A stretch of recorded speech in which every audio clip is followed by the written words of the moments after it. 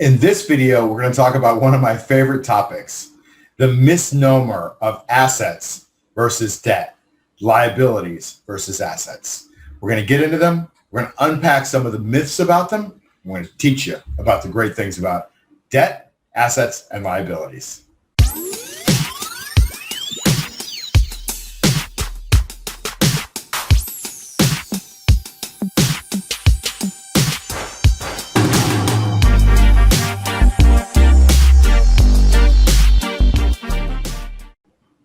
So it's funny.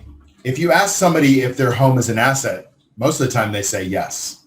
If you ask somebody if credit cards are good or bad, most of the time they say, well, they're bad, but I need them in order to be able to buy things. And they're not necessarily good or bad, but let's learn the definition to make sure that you at least know what you're getting into if you want to get into debt or if you want to buy an asset, and make sure that you have the right definition for you. So let's talk about what an asset is. Well, first of all, an asset is something that brings money in, okay? So generally, when I talk about cash flow, especially passive income, cash flow is really the most important thing with any asset. So with that being said, I'll ask you the question, is land an asset? Most people would say land is an asset. And I guess by some definitions, it could be. I mean, it's got some equity, especially if you don't owe anything on it. But does it bring in cash? Well, it's not cash flow positive. Usually you sit there and wait for that asset to appreciate until you can sell it. And so there are things that you have to think under the definition of the traditional way people define things that are assets. But under the cash flow definition, it really isn't an asset. So the way I like to define things is you have assets, you have liabilities, and then you have a place to live. Now, this is a little bit of a twist on what maybe you've been told is the American dream. So let's talk about that American dream, because I love to talk about this, because there ain't no American dream if you buy into the American dream reality that people are telling you about. So let's talk about what that is. So the American dream is you go to school, you get good grades, you go to school again, you get good grades, and you get a good job, and you make a lot of money, and then you buy a house. That's the American dream. You get to buy a house. But what is buying a house? Is it an asset? Well, if it brings you in money, it's not an asset, because most people, what they do is they put a mortgage against the house. They borrow money against the house to be able to buy a big house. They don't save up the amount. They buy and borrow 80% or 70% from the bank. When you look at what a mortgage is, it's a debt, right? Is a debt an asset? Well, it depends on whose balance sheets it's on. If you look at the debt from the perspective of a bank, the bank has it listed, your mortgage, as an asset. Therefore, it's an asset. But you know what? On your net worth sheet, on your balance sheet, it's listed as a liability because you owe money on it. Therefore, who really owns it?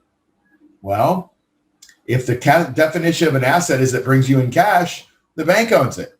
Here's some more proof about what the bank owns and why the bank owns it. Who pays the cost on that house? The bank? Nope. You pay them. You pay the mortgage, which is principal and interest. And oftentimes the bank will make you buy insurance in case you miss a mortgage payment, right? They're not taking any risk, but they have it on their balance sheet as an asset. Guess what you get to pay? All the maintenance. When the roof falls in or starts to leak, the bank doesn't show up and say, hey, listen, since it's an asset that we own, we'll put the roof on. Nope, you pay it. When the air conditioner goes and it's $10,000 to repair the heating or the air conditioning system, you pay it. When you have to pay the insurance on the house, homeowner's insurance, who pays it?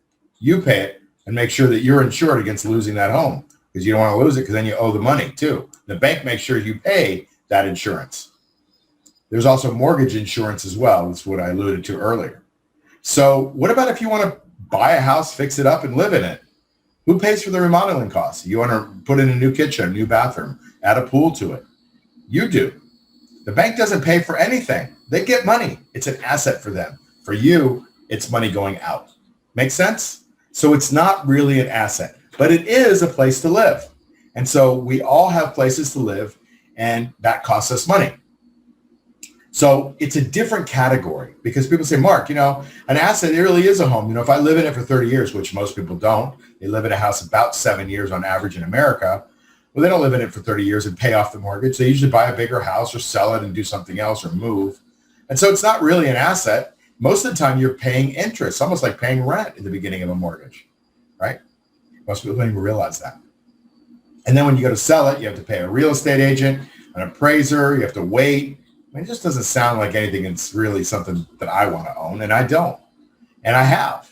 And for me, they never brought me in a lot of money, and they certainly weren't an investment. I never stayed in a house long enough, and I stayed in some houses 7 years, never stayed in a house long enough to actually make money on it, especially after I remodeled them or did whatever I had to do. So it's not an asset. I want you to get that out of your mind, but it is a place to live. And a place to live costs money, whether you rent it or you buy it, okay? Mortgage it. All right. So an asset brings you in money, but that means a liability must do what? It costs you money. So a house can be considered a liability, but since I kind of put it in its own category, it's a place to live.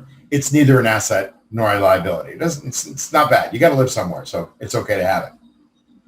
Maybe if you live in it long enough, it appreciates in value and the money increases in value, and you get your mortgage paid off and you get higher equity and you could sell it, and then you think it's an investment. But it's really not, because you just lived in there long enough. You probably could have rented someplace just as easily and made that same amount of money or saved that same amount of money. Okay, so it might make you money over time. Now, what if you quit making payments, by the way, on that asset, on that house? The bank comes in and takes it from you, and therefore they own it. Now, let's talk about credit card debt. Now, credit card debt, by most definitions, is a debt. It's a liability. It means it costs you money. And it certainly does, especially when you factor in that the interest rates on credit cards are usually much higher than you can get on, say, a mortgage or a home equity line of credit.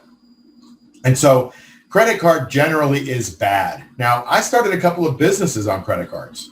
So in my case, I defined it as good debt. So I got a reduced rate on the card. I negotiated that. And then I put a bunch of money on my first business, borrowed against that credit card, and I started making cash flow. So for me, that credit card debt was good debt. It was debt that started to pay me back money, and I could pay off the loan. And the same thing happens with real estate. So a lot of people say, well, Mark, real estate's passive income. I want to define this too on this video. Passive income. Passive income is supposed to be defined as something that it's called sleep money. You lay down, you go to sleep, and the money still comes in. Somebody still pays the rent on that house that you've bought and you've rented out, or that strip mall that you own, or that parking garage. But a lot of times, most people, if you're small, you own one or two houses, one or two properties, and you're doing the management. That's not very passive, because when the toilet plugs up in the middle of the night and they call you, you're over there with your plunger fixing that property. That's not passive. So don't get caught into thinking it's passive. So what I want to encourage you to do is find cash flowing assets. That's the critical part. Cash flowing assets brings you money after you invest in them, and they start to appreciate in value as you make money on them. Otherwise, they're just bad debts, right? Like land is just, if you borrow money on land and you're just waiting for it to appreciate, that money's just going out. You hope it's appreciating faster than that money is going out. So I had a friend of mine named David, and some years ago he had a condo in Florida, and he lived in it for a while, and then he told me he's going to move out and rent it. And he says, well, the rental payments will pay off the mortgage. I'll just own it for 25 more years, and then I'll have it rented. And I said, yeah, but you're moving. You're going to go move to Arizona. How are you going to run this property from Arizona? He goes, I'll figure it out. The tenant seems really good. Problem was, he called me one day and said, yeah, there was a leak in the tenant above, and they didn't have insurance, and it flooded his whole unit. So his tenant was in there, had to move out, didn't pay rent, and he had to spend like 15 grand at the time, which is today like 30 grand, just to renovate this condo so this person could move back in and continue to make those mortgage payments. And if he was just breaking even, he needed $30,000 of appreciation in that condo to be able to make that up, because he wasn't insured for it. And so that is not an asset. That is something that is just a liability. So if you've got something like that, don't just think because somebody's making the payment on your mortgage on that property that it is an asset and it's going to be fine and everything's great. I mean, if you're insured well, you might do okay on it, but chances are you're probably not. I mean, just from experience. My dad did really well in real estate, and he did it because he was a developer. And so that's the only way I've really seen people make a lot of great money on it. If you're small, you're still managing these passive assets. So real estate can be passive income, and if you do it right, it is. So if you buy a bunch of apartment doors, they call them doors in the business, and those are starting to pay. Maybe you rehab some of the units, and they get higher rent, and those rents start to come in and you cash out the whole thing and refinance it, which a lot of my clients do, then it's really great. It's passive income because that value is increasing while that mortgage is getting paid. But you generally will have a property manager. That's passive income because you have a property manager. You're not going and changing out the stove elements and fixing the air conditioners and plunging that toilet in the middle of the night. And so therefore, if you have somebody else managing it, which costs money, it's a part of the cost, and it still brings you a positive cash flow, that's passive income.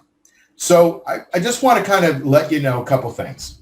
First of all, don't consider your house an asset, right? The SEC defines an accredited investor as somebody that has more than $1 million in net worth, excluding the value of their home. And that is the net value of their home, excluding their mortgages. So they don't even look at it as an asset. And that's the SEC's definition of a accredited investor. So your home is not an asset, it's a place to live. So think about that cost and now compare that cost with other places to live, and then you can get a pretty good idea. But don't compare that cost with other assets that are cash flowing because it's apples and oranges. You need a place to live, you got to pay for it. You can do what I do. I'm a nomad. I go around the world and I live in different beautiful places around the world. And to me, it's a cost of living. So I spend money where I am. If I'm in Miami, I spend money in Europe, I spend money in South America or Central America, and that's a cost to live. And that's the way I choose to live. So your house is not an asset. Make sure that you have good debts. Good debts are defined as cash flowing debt. Bad debts, watch out for them because they usually have higher interest payments on them, higher interest rates that kind of work against you. And make sure you know what side of the ledger things are on when you get into assets and liabilities.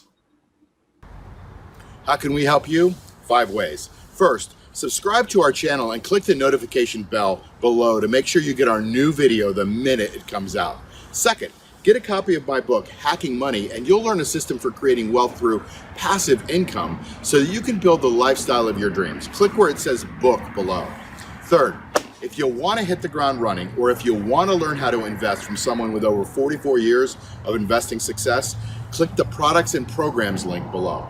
Fourth, if you want to accelerate your path to increase your wealth, consider joining one of my ecosystems. I have mentorships and mastermind programs for learning that are practically guaranteed to make you a successful investor. Or if you want to travel the world and learn from me and other multimillionaires on the path to greatness, you should consider joining my elite mastermind group. Fifth, if you want some help right now because you have a burning issue, you need something solved, you want to create massive passive income, or you want to accelerate your results in your investments, or maybe you just want personalized mentorship to build the lifestyle of your dreams, we can help. Maybe you're a multimillionaire who just wants someone else to handle some of your investing decisions and you want to invest in one of my funds. Whatever it is for you, click on the link below where it says Become a Client. All those links are below. You create your world, nobody else. And remember, never give up your power in your health, your wealth, or your time.